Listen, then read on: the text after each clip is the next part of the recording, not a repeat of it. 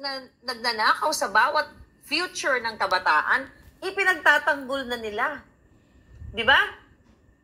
Yes, actually, in essence, pinagtatanggol na yan eh. Pag sinabi mong presumption of innocence. Yeah, kaya nila pinagtatanggol kasi nga nag-meeting si Liza Marcos based on your expose noong March with the Smartmatic executive. So, malinaw pa sa sikat ng araw, mga kababayan, the reason why hindi talaga magsasalita or talagang i-cover up, okay, ni George Garcia ng COMELEC at hindi rin magsasalita si Kuting, si Bongbong Marcos at si Liza Ahas Smugs about this sa mga expose mo kasi ang kanilang